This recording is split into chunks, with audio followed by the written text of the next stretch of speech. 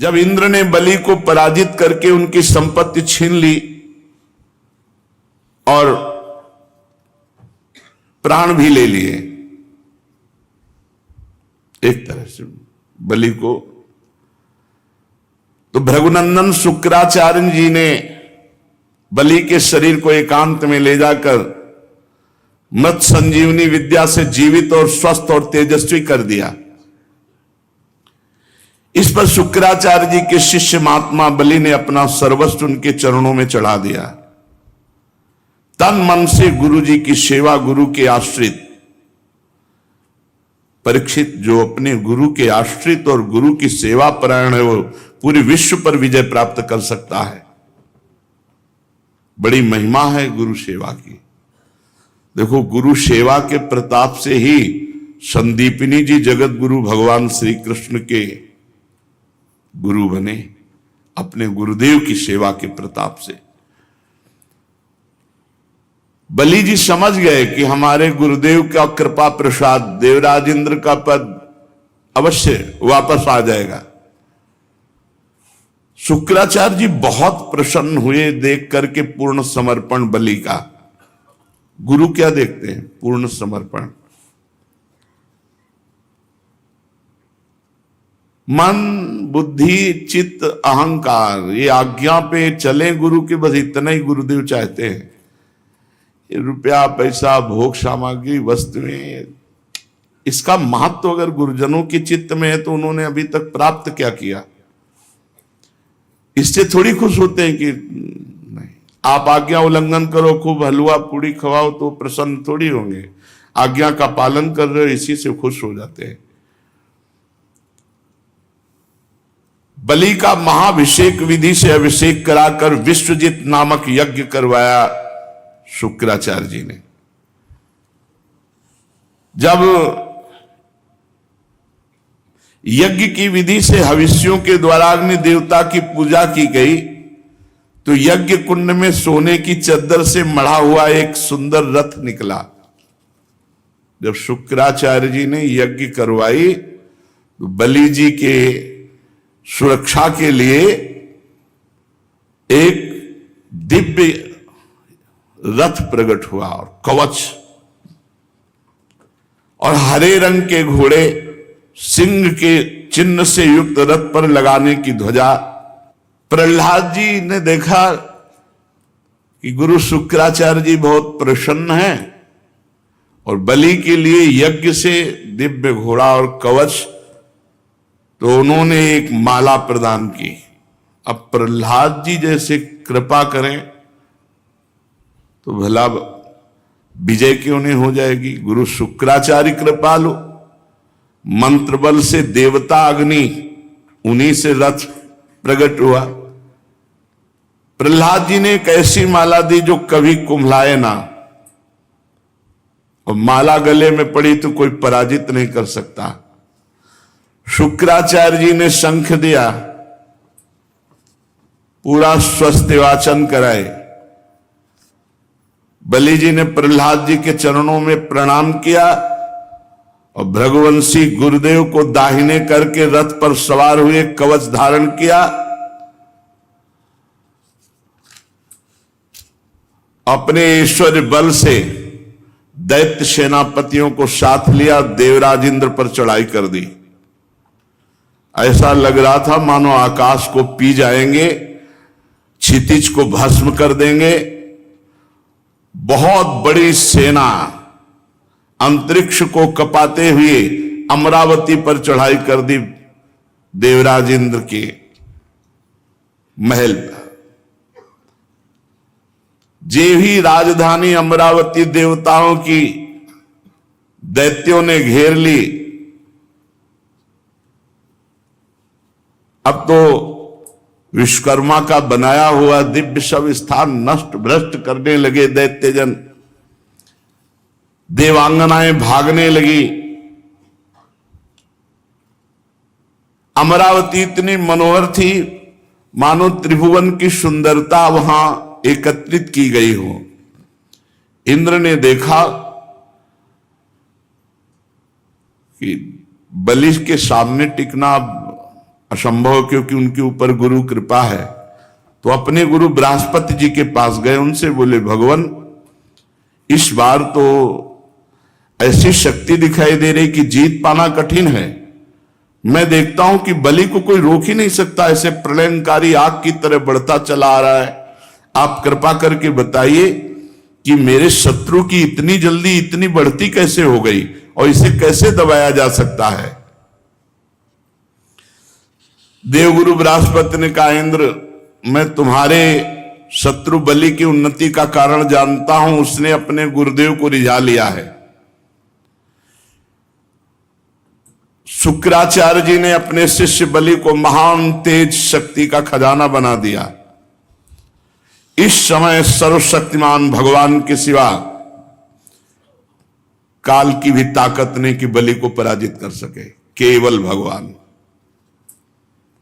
इसलिए तुम बिना लड़े भागो, बृहस्पति जी ने सलाह दी, और जाओ त्रिभुवन में कहीं भी छुप जाओ, भागो, सब खाली करो अमरावती। युद्ध नहीं, कोई नहीं जीत सकता बलि से।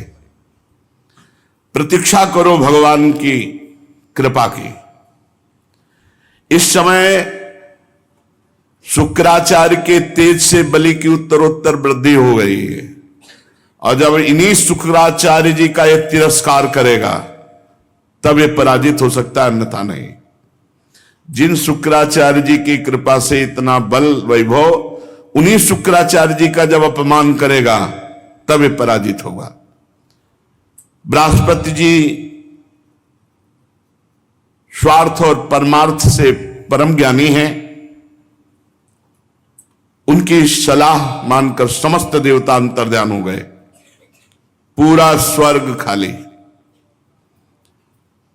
विरोचन नंदन बलि ने देखा कि अमरावतीपुरी में कोई लड़ने वाला ही नहीं। तब उन्होंने भृगुवंशियों से अनुगत 100 अश्वमेध यज्ञ किए, क्योंकि इंद्र पद का अधिकारी वही जो 100 अश्वमेध यज्ञ कर ले।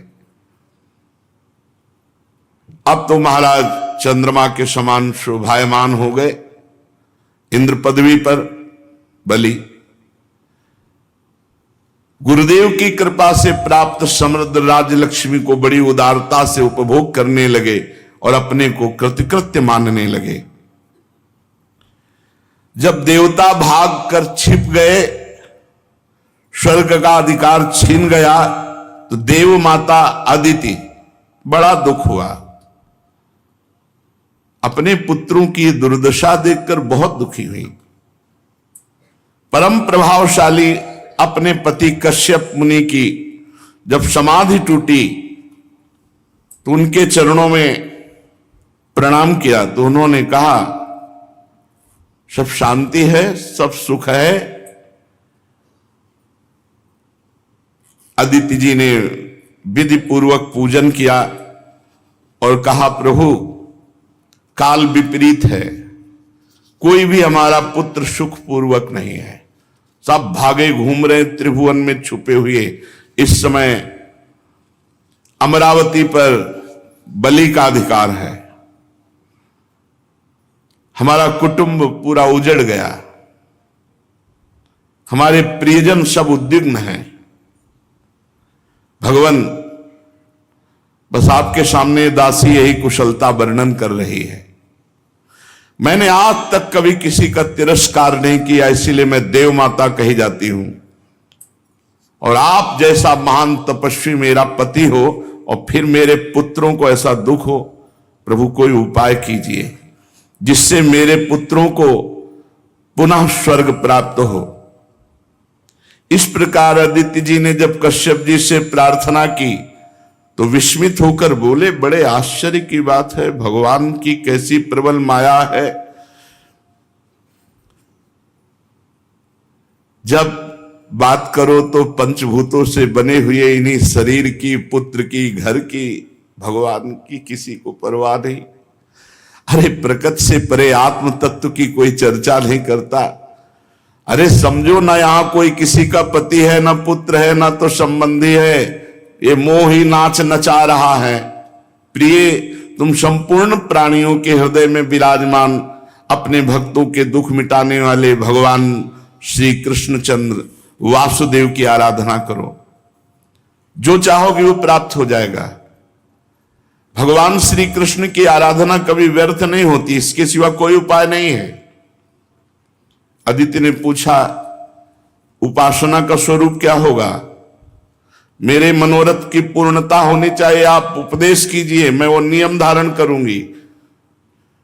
मैं बहुत दुखी हूं, मुझे ज्ञान नहीं, मेरे पुत्र स्वर्ग पर विराजमान हो, मैं देखना चाहती हूं, मुझे आराधना बताइए, क्या आराधना करनी, मैं देव माता हूं। कश्यप जी ने कहा, देवी, भगवान को प्रसन्न करने के लिए जिस व्रत का उपदेश वो मैं तुम्हें बता रहा हूं, ये फागुन के शुक्ल पक्ष में 12 दिन तक केवल दूध पीकर किया जाता है, और जो कामना करे उस कामना की पूर्ति हो जाएगी। 12 दिन तक इसे पयो व्रत कहते हैं। इन व्रतों में बड़ी सामर्थ्य है। अमावस्या के दिन शूकर की खोदी हुई मिट्टी उसको लावे और अपने शरीर को मलकर नदी में स्नान करे। उस समय ये मंत्र पढ़ना चाहिए, त्वं देव्यादि वराहेण रसाया स्थानमिच्छता उद्धृता से नमस्तुभ्यम पापमानम में प्रणाशय। संस्कृत ना आवे तो हिंदी से, हे देवी, प्राणियों के स्थान देने की इच्छा से वाला भगवान ने रसातल से तुम्हारा उद्धार किया था। हे पृथ्वी देवी, तुम्हें नमस्कार है, तुम मेरे पापों को नष्ट कर दो। ऐसा कहते हुए और सुअर की खोदी हुई मिट्टी से पूरे शरीर को मलकर फिर नदी में स्नान करे। इसके बाद अपने नित्य नैमित्तिक नियमों को पूरा करके एकाग्रचित्त से मूर्ति, वेदी, सूर्य, जल, अग्नि और गुरुदेव रूप से भगवान की पूजा करे।